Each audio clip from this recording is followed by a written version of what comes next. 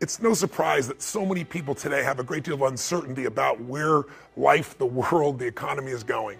We're going through massive changes, and some of them are unprecedented. We haven't seen for 40, 50, 60, 70, 80 years. And yet at the same time, we inherently know that with all this change, there's opportunity, that there's a chance for our lives to be better than they've ever been. The transformations that are happening in science and technology can truly change the quality of our lives, the length of our lives, the way we experience life. And yet, day to day, most people live, I think, with a great deal of foreboding, a great deal of uncertainty. And so I thought it might be nice to just drop in for a couple of minutes and give you a couple of triggers to remind you what I know you know in your heart. And that is, we are not made to survive, we're made to thrive. Human beings, our spirit, our capacity to adapt, our ability to grow, our ability to learn with lightning-like speed, our ability to find a way to serve others, that calling inside of us that we have as a parent, or as a friend, or someone who truly cares, when we put our fear aside because there's something we want to serve greater than ourselves, we all have that ability to find that passion in our life. And as we now are in 2014, a lot of people start out with a new year and it becomes a trigger for the possibility of a new life, but that disappears after a few disappointments, after coming up with a few New Year's resolutions that within a week or two they've already broken. I'm here to talk to you about just the simple core of what you and I are made for. We are not made to survive. We're not made to manage our pain or get through it. We're made to be creators of our lives. We can create anything. Anything we can dream about, we can create. And I know that sounds like positive thinking, just BS. But in your soul, there have been times in your life, I know, when you've had something that you wanted so much. Maybe you wanted something for someone you care about. Maybe you wanted something for yourself, but you became so obsessed with something, achieving it, experiencing it, whether it was a transformation, in yourself, a change in your business, making a certain amount of money, getting a job, increase of some position increase. Maybe it was doing something for your mom or your dad or your kids. Somewhere in your life, you've gotten obsessed enough to really want to create something that you may not even know how you were going to do it, but you just wanted it, desired it, that you started all of a sudden taking action and you got insights. And before you knew it, what used to be just this impossible dream became a reality. Is it fair to say that at some stage in your life that there are some things today in your life that were once just a dream or a goal, that once seemed difficult or impossible, whether it be the job you have or the relationship you're in and might be taking for granted? Is there anything in your life today that was once like that? Well, then you and I are creators. And very often when we get overwhelmed by so many things that we feel out of control by, we start getting into being managers of our life, managing our pain, managing through the situation. So my purpose here is to say, what does it take to thrive once again? So let me give you 5 quick keys. Number 1 key to thriving is you've got to allow yourself to be able to take advantage of uncertainty. Yes, the world is uncertain right now. Uncertainty is change. Change is life. We both know that. We all know that. But if you and I are going to become masters, we have to understand that we don't have to work on change. Change is automatic. Progress is not. If you and I are going to make progress here in 2014, whatever stage of the year you're looking at this, progress comes when you tell yourself the truth and you're able to feel the uncertainty and take action anyway. The thing that stops us all is fear. It's no surprise. Fear of failure, fear of rejection, fear of the unknown, fear of not looking good. And that fear we could translate into the simple thing of uncertainty.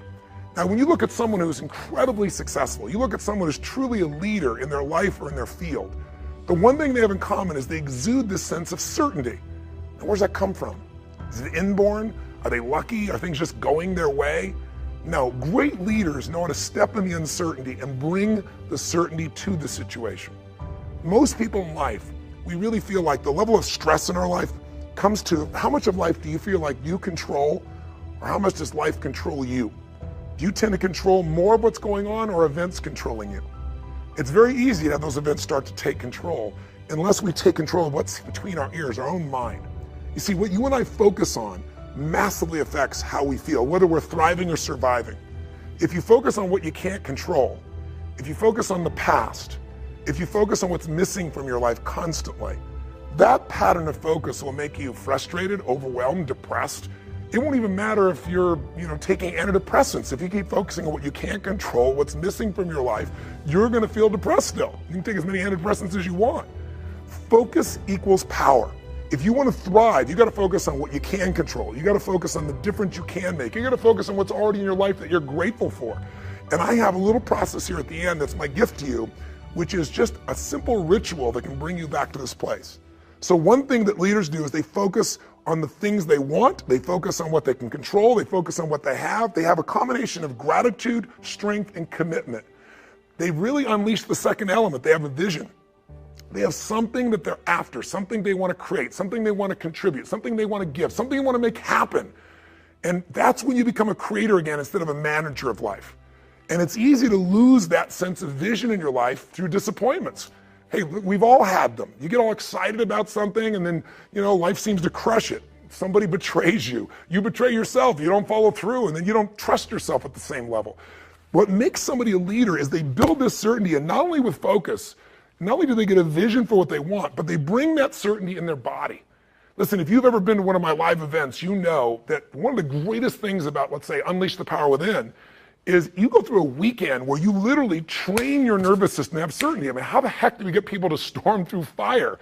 It's not about firewalking. It's about getting yourself to be able to take action in the areas of your life that normally you would more than hold back, where your brain would take over and say, I can't do this, are you crazy? Somebody else did it, but not me. What we do is get people in a state where you're gonna follow through, where you're gonna face your fear and do it anyway. And the way we do that, besides changing people's focus, showing you how to direct and control that focus, is also by learning how to use your body as the tool to change your state. Listen, if I drop my shoulders enough, if I were to breathe shallow enough, if I were to slow down and say, I don't know, I'll give it a try, and go into this state, I'd be like Samson getting his hair cut off, right? Because what we don't realize is that our mind is directly affected by the way we use our body. If you change the tempo in which you move, if you change the way you breathe, if you change the way you use your voice, you literally change your biochemistry. And the one thing that you'll see that's the same with the greatest golfer in the world, or the greatest musician, or the greatest actor, is they have this sense of certainty, and it isn't born. It's something that you make as a habit. You drill it into yourself. I sure as heck didn't have that sense of certainty growing up, not even close. And what I found myself doing early on is I felt so uncertain, I couldn't get myself to do anything. So I developed these rituals of certainty. I would go on these runs, and on the run, even though I didn't feel like it, I would do these incantations where I would say out loud over and over again, God's wealth is circulating in my life. His wealth flows to me in avalanches of abundance. All my needs, desires, and goals are met instantaneously by infinite intelligence. For I'm one with God, and God is everything. And I would say that over and over and over for 30 minutes. Just crazy. And I would envision that God's circulating, His wealth circulating my life, and I'd see the wealth of love and friendship and impact and growth and economics and all these things, physical fitness and aliveness. I'd see this wealth of abundance flowing, oceans of it, into my life as I went and did these things. If you envision something clearly enough and you bring certainty to it over and over again, if you engage your physical body in a simple ritual, it could be as little as 10 minutes a day. I call it my hour of power, or 15 minutes to be fulfilled. And all you do is you take 5 minutes, and in those first 5 minutes, you get yourself moving, and you get yourself in a state of certainty in the way you move and the way you breathe. You focus on what you're excited about in your life. You focus on what you want to create, what you want to bring to your children, what you want to bring to the world. And it changes your state. We all know what happens when you're out of state. When you're burnt out, when you're frustrated, when you're overwhelmed. You snap at people sometimes, feel bad about it. You didn't mean to, it's just the state you're in. So to thrive this year, take uncertainty and bring certainty to it. To thrive this year, get what I call a compelling future. Pick anything, a goal, a dream, a desire, something that excites you so much that you're gonna feel yourself compelled to actually find a way to make it happen. You've done it before. You've gotten obsessed, and you don't even know how you did it, but things happen and you got yourself to where you want to be. Let's make that happen this year, right now. Regardless if it's later in the year or the beginning of the year you're watching this, I made this so that hopefully I'd remind you of what you know, that you're made to thrive, not survive.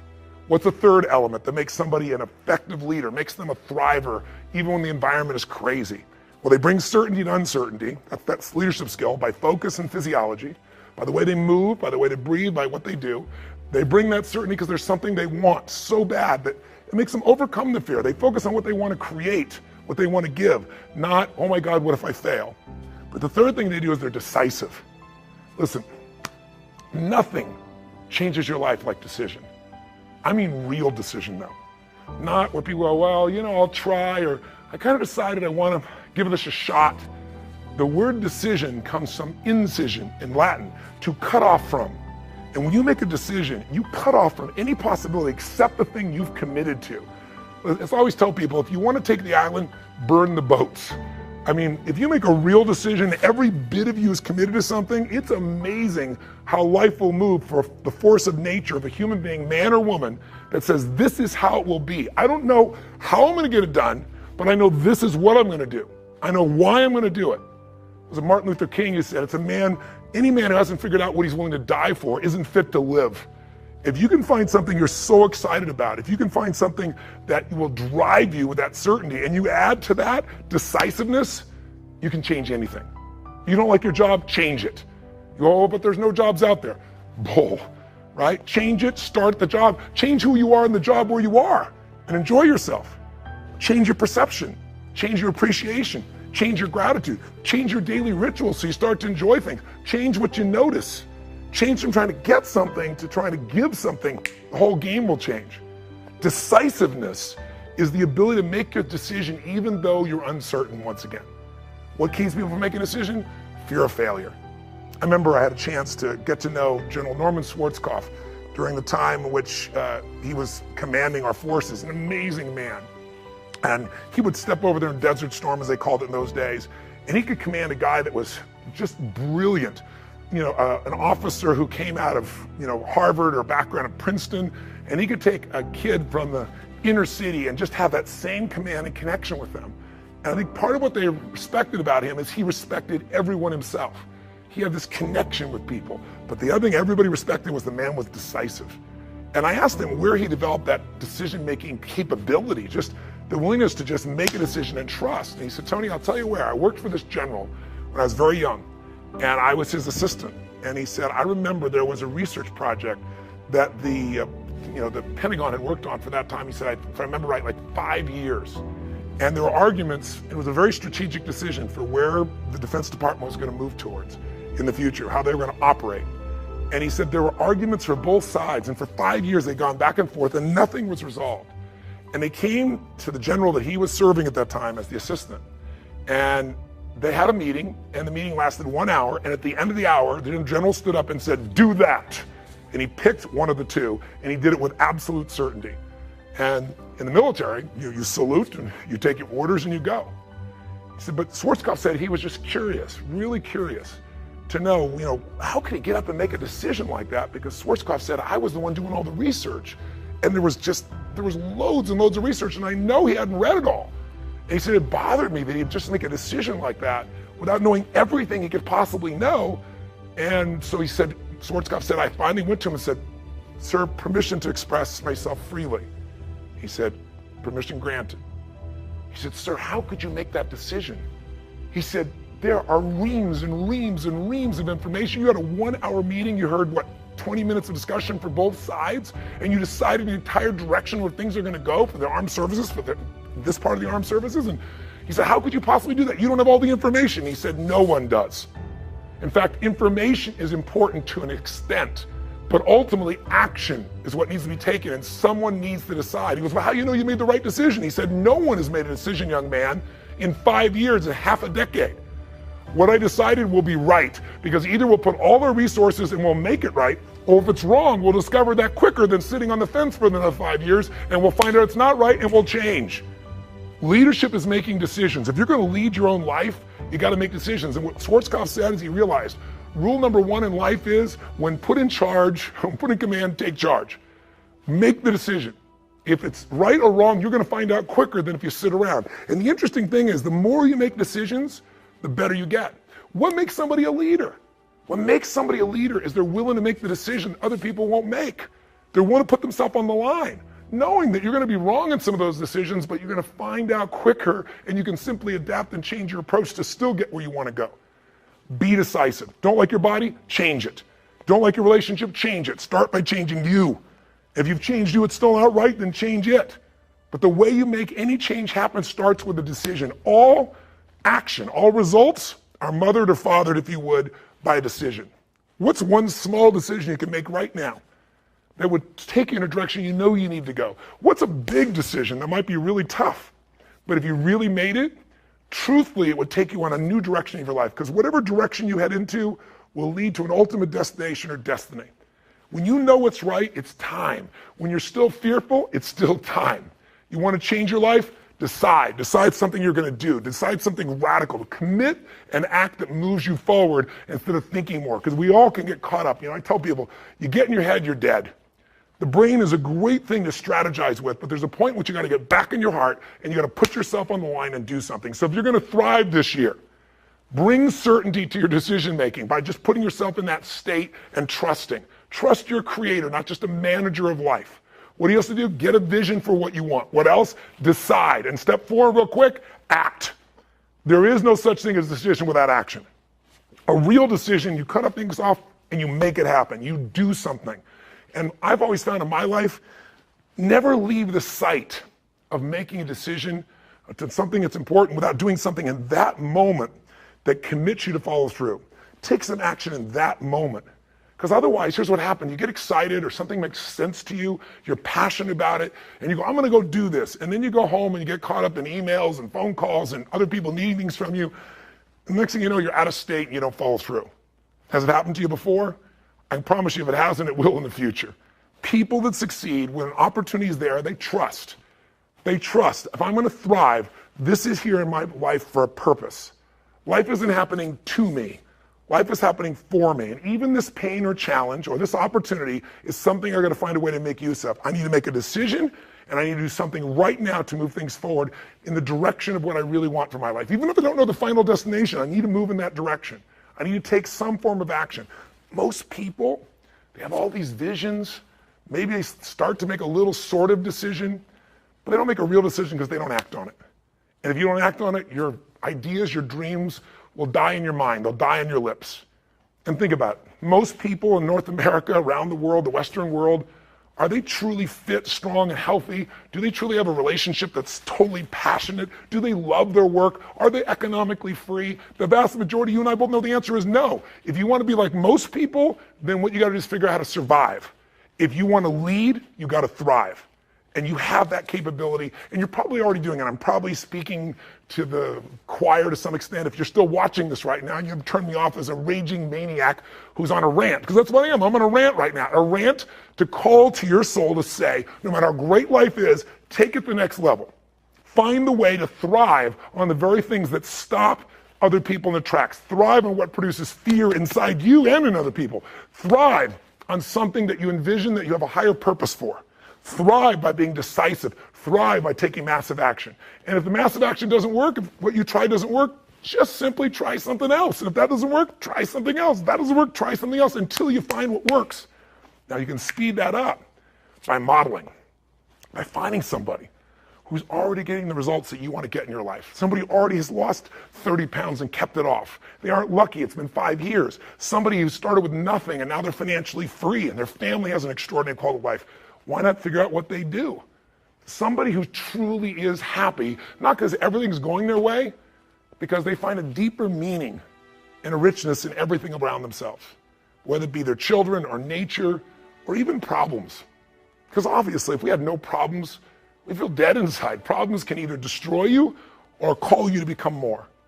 If you look at the biggest challenges in your life, if you brought certainty to it, if you brought a vision beyond the problem, if you made some decision of what you're going to change, even if you didn't know how, and if you took immediate action with enough intensity, massive action, you probably found the cure-all. You probably found a way to adapt and get where you want to be. That's what thriving is really all about.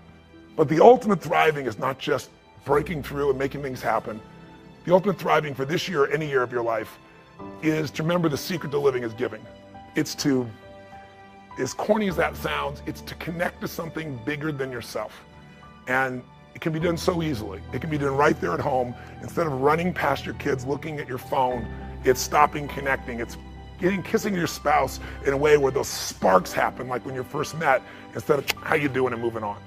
Most of us are moving so fast, trying to manage our lives, that we're not thriving. Thriving comes with depth. You're not going to find thriving in a friendship that happens in milliseconds online. Nothing wrong with it. It's great connection. But a depth of a real friendship is not your Facebook friend. It's not the same as being with somebody and actually having your full attention, not while you're monitoring what's going on your cell phone. Just the experience of being with somebody. But contributing your caring, contributing your interest, contributing in a simple way, finding some way to give love, attention, care, joy, or happiness to any human being. It doesn't have to be working in a soup kitchen, but that can be pretty wonderful too. Volunteering an hour in a month, an hour in a week can change a person's life. But it can be outside world, it can also be really on the inside world. If you want to thrive, then you got to remember life's not about me, it's about we. You already know it. It's in your soul. It doesn't matter what words I say. If I'm saying something that's BS, you can feel it. If I'm saying something's true, you can feel it in your heart and soul. And the thing that's true is, we're here for more than just ourselves. And we feel most alive when we're doing something that's beyond ourselves, when there's something where we think that, God, by this interaction, someone's gonna feel more loved, somebody's gonna feel more lifted, someone who is down is gonna get up, someone's gonna know that they're cared for. Or I'm gonna help somebody physically, food, skills, ability, talent, whatever. Helping a stranger or helping someone you love, help comes from a place where you're abundant, you're not scarce. So the most important time to help is when you think you need it. So next time you're really feeling down and out, maybe find somebody else who's much worse off, because there's always somebody there if you look around, and see what you can do to help them. And watch what that does to change your entire spirit, psychology, and state. You'll find yourself thriving when you step into a life of meaning beyond you.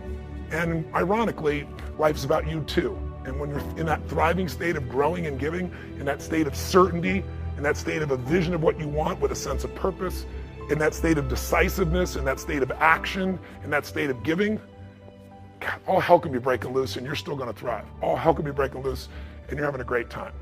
So next time you're feeling uncertain, remind yourself you're a creator of life, not a manager of circumstances. And I hope this little trigger will remind you that also what'll help you have this is not just this video that you watched here, which maybe watching it again will be helpful, maybe not, it's up to you. But if you get the heart of what I'm really sharing, it leads to the end to understanding that our lives are a reflection of our rituals. If somebody tells me this is their dream, this is their goal, I say, that's wonderful, tell me your plan, but more importantly, let me see your rituals. And we all have rituals whether they know it or not. Rituals equal results. If you're overweight, it's because your rituals. Just find out what they are and change them. If your rituals are to get up every morning and go to Starbucks and have a mocha, whatever the hell it is you have, and a bunch of carbs and whoever really knows what, it's not hard to figure out your blood sugar is going to be dropping and you're going to be looking for another coffee a few hours later. That doesn't create a life of energy that's on fire. That creates a place where you're riding the roller coaster of how much energy you have for now.